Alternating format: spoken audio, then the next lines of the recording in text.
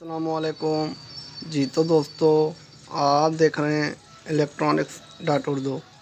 तो आज की वीडियो में हम ये एक CRT टीवी है, इसको आज रिपेयर करेंगे। नोबल का CRT टीवी है 21 इंच का।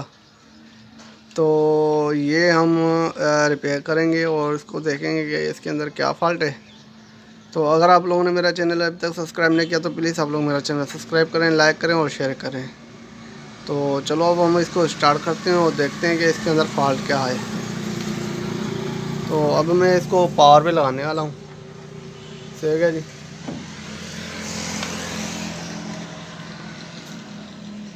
मैंने इसको अभी पावर पे लगा लिया है। सही है जी। तो हमारा टीवी अभी जो है वो चालू भी हो चुका है। सही है जी। तो अभी हमारा टीवी जो है वो चालू भी हो चुका है। ये देख लें, नोबल लिख के आ गया है। सही है जी। अब मैं इसके मेन्यू दे रहा हूँ। तो जब इसके मेन्यू देंगे तो आप यहाँ पर देखें तो इसके मेन्यू जो है वो क्लियर नहीं आ रहे। इसके जो मेन्यू वगैरह होते हैं वो क्लियर नहीं आ रहे। अब जब इसके अंदर तस्वीर आएगी तो वो भी इस तरह से ही दबे दबे से आएगी। ठीक हो गया जी। तो इस टीवी को आज हम खोलेंगे और देखेंगे कि इसके अंदर क्या फ़ॉल्ट है। तो अगर आप इसकी तस्वीर देखें तो वो क्लियर नहीं आ रही, बिल्कुल दबे दबे ब्लैक दबे आ रहे हैं। और जब हम इसकी अगर तस्वीर चलाएंगे तो उसके अंदर भी जो पिक्चर होती है उसके भी अंदर भी दबे ही आएंगे। तो आज हम इसको रिपेयर करेंगे। तो पहले मैं क्या करता हूँ कि इस टीवी को खोल लेता हूँ और खोलने के बाद ही हम इसको देखेंगे कि इसके अंदर क्या फ़ॉल्ट है। ठीक है जी। तो पहले मैं इस टीवी को खोल लेता हूँ। जी तो दोस्तों, मैंने टीवी को अच्छी तरह से खोल लिया है। तो इसका अमूमन जो फ़ॉल्ट होता है वो हमारा बेस के ऊपर होता है। ठीक हो गया जी। ये अमूमन बेस का ही फ़ॉल्ट आता है। तो पहले हमें इसको निकालने से पहले ही हम अपने बेस को चेक करेंगे और देखेंगे कि अगर हमारे बेस से हमारा ये फ़ॉल्ट क्लियर हो जाता तो ठीक है, वरना फिर हम इसकी किट निकाल के चेक करेंगे। तो बहरहाल मैं अभी इसको पावर पे लगाता हूँ। तो ये मैंने इसकी पावर पे लगा ली है। तो मैं अभी इसको तो मैं आपको ये तस्वीर भी दिखा देता हूँ। ये देख रहे हैं, आ गई है। ठीक है जी।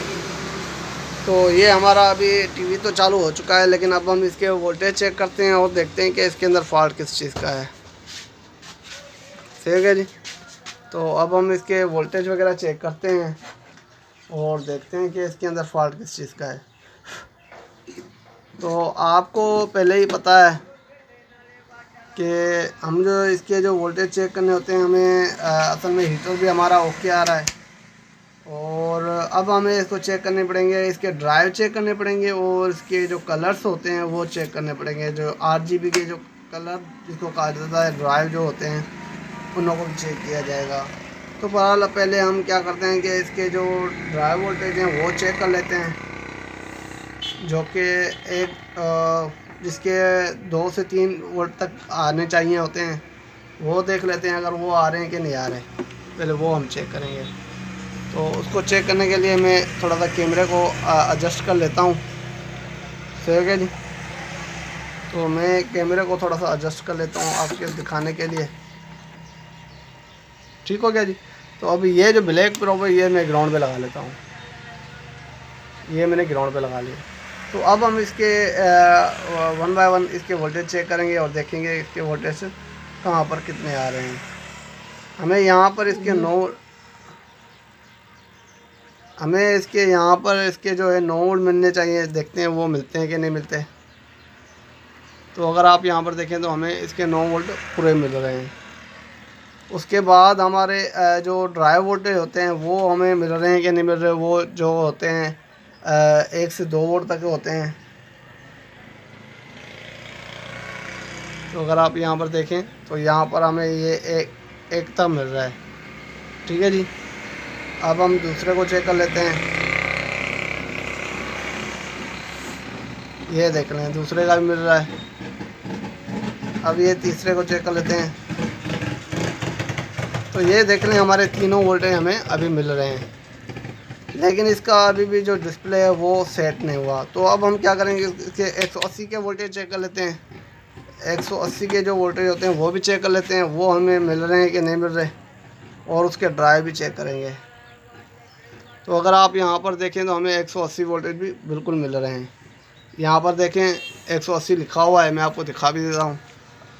यहाँ पर सारे वोल्टेज लिखे हुए हैं। शायद मेरा कैमरा आपको क्लियर नहीं करके पा रहा, ये देख लें, ये 180 वोल्टेज लिखे हुए हैं। ये हीटर की पॉइंट लिखी हुई है और यहाँ पर ये 9 वोल्ट दिखा रहा था। तो बहरहाल पहले हम 180 के वोल्टेज चेक कर लेते हैं। तो यहाँ पर अगर देखें तो 180 के वोल्टेज बिल्कुल सही आ रहे हैं। सही है जी। और इसके अलावा अब मैं आपको 180 के जो ड्राइव वोल्टेज होते हैं वो भी चेक करवा लेता हूँ, जो ग्रीन, रेड, ग्रीन, ब्लू। ठीक है जी, ये हमारा रेड आ गया, ये देख लें, ये रेड के थोड़े यहाँ पर देखें, यहाँ पर हमें मिल रहा है। उसके बाद ये हमारा जो है ग्रीन के थोड़े, ठीक है जी, ये देख लें, ये ग्रीन के थोड़े, ये भी हमें मिल रहा है। उसके बाद हमारा ब्लू के थोड़े, ये ब्लू के थोड़ भी हमें अच्छी तरह से मिल रहा है। हमें जबकि सारे वोल्टेज सही मिल रहे हैं तब भी अगर यही फॉल्ट आए तो हो सकता है कि इसके अंदर लूजिंग हो। इसकी लूजिंग को हम चेक कर लेते हैं। तो पहले मैं क्या करता हूँ कि देखता हूँ इसके अंदर जितने भी अगर ट्रांसफर लूज़ वगैरह होंगे तो मैं उसको मैं लगा लेता हूँ सोल्डरिंग, क्योंकि इसकी लूजिंग भी हो सकती है। तो मैं पहले इसकी लूजिंग निकाल देता हूँ और उसके बाद हम देखते हैं कि इसके अंदर फॉल्ट किस चीज़ का है। ठीक है जी। तो पहले इसकी जितनी भी लूजिंग है, असल में लूजिंग इसकी ट्रांसटरों के ऊपर होती है। ठीक है जी। तो पहले मैं जितने भी इसके ट्रांसटर हैं उन सारों को रीसॉर्ट कर लेता हूँ और उसके बाद देखते हैं। जो ट्रांसटर होते हैं पहले आप लोगों ने उनको रीसॉर्ट करना होता है। रजिस्ट्रेशन वगैरह और पीएफ का नंबर वगैरह को छोड़ दें। जितनी भी अगर आपके ट्रांसटर लगे हुए पहले उनको रीसॉर्ट करें, या तो फिर कोई ऐसी चीज़ जो खड़ी हो। मैं आपको दिखाता हूँ, पहले आपको सामने मैं इसको रीसॉर्ट करता हूँ। ठीक है जी। तो बहरहाल मैं आपके सामने इसको रीसॉर्ट करता हूँ। तो मैंने पावर का क्लब निकाल दिया है। तो अब मैं आपके सामने इसको रीसॉर्ट करने लगाऊँ। मैं भी इसको निकालता हूँ बाहर। तो आप लोगों ने जब भी ये बेस निकाली है तो बड़ी एहतियात से निकालनी है, क्योंकि इसका जो निक होती है वो बहुत ही नाजुक होती है, ऐसे ना हो कि ये टूट जाए। तो आप लोगों ने इसका बहुत ही एहतियात रखना होता है। सही है जी। बहुत ही एहतियात से आपको ये निकालनी होती है, क्योंकि इसकी जो बेस होती है, शीशा होता है, ये टूट ना जाए। ये जो निक होती है ये टूट ना जाए, तो इसका बहुत ही एहतियात रखना होता है।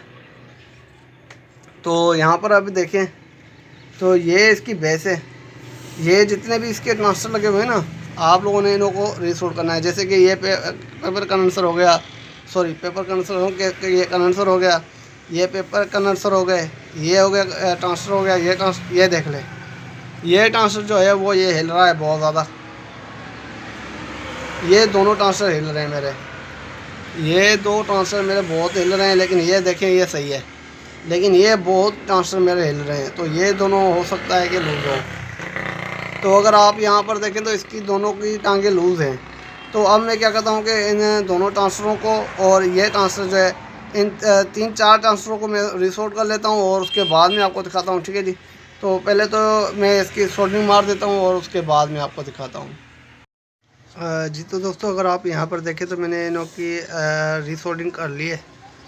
ठीक हो गया जी। इनों को मैंने रिसोर्ट कर लिया है। ये देख लें, ये ट्रांसफर है और ये ट्रांसफर है। जहाँ पर मुझे लग रहा था कि इसको रिसोर्ट करना चाहिए, मैंने वहाँ पर इसको रिसोर्ट कर लिया है। सही हो गया जी। तो बहरहाल मैं अभी इसको लगाता हूँ, इस बेस को दोबारा इसके ऊपर लगाता हूँ और फिर हम इसको चेक करेंगे कि हमारा जो प्रॉब्लम था वो सॉल्व हुआ कि नहीं हुआ। तो बहरहाल मैं अभी बेस को दोबारा लगाने लगा हूँ। ठीक है क्या जी।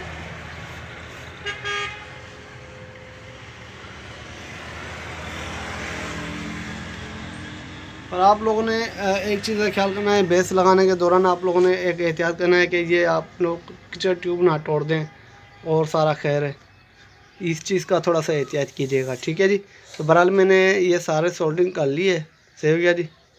तो चलो मैं अभी क्या करता हूँ कि इसको अभी स्टार्ट कर लेता हूँ और देखते हैं कि इसके अंदर क्या फॉल्ट है। तो अभी यहाँ पर देखें तो ये भी अभी मुझे रह गई है ये मेरे से। तो इसको मैं सॉर्ट कर लेता हूँ अभी जल्दी, क्योंकि ये मेरे से अभी रह गया था। टांका एक, ये भी मैं इसको सोल्डरिंग कर लेता हूँ। तो आप लोगों ने अच्छी तरह से इसको देख के सोल्डरिंग करनी होती है कि कोई भी अगर टांका अगर आपको मिस लगे तो आप लोगों ने इसको दोबारा रीसोल्ड कर दें। तो ये देख रहे हैं, जैसे ही मुझे एक नज़र आया तो मैंने फ़ौरन ही उसको रीसोल्ड कर लिया। तो ऐसे ही आपको अगर कोई भी नज़र आए तो वो आप लोगों ने रीसोल्ड कर लेना है। जैसे कि मैंने इसको अभी रीसोल्ड कर लिया है। तो अब हम चेक करते हैं कि अभी हमारा फाल्ट जो है वो क्लियर हुआ कि नहीं हुआ। तो देख लेते हैं। अभी मैं इसको दोबारा पावर पे लगाने लगा हूँ। तो मैंने अभी इसको पावर पे लगा लिया है। ठीक हो गया जी। तो अब हम फ्रंट में चलते हैं और देखते हैं कि इसका जो प्रॉब्लम था वो भी क्लियर हुआ कि नहीं हुआ। तो चल के हम देख लेते हैं फ्रंट में। तो ये दोबारा नंबर लिख के आ गया है। ठीक है जी, क्योंकि मैंने इसको पावर पे लगा लिया था। तो अब हम इसके मेन्यू हम प्रेस करते हैं।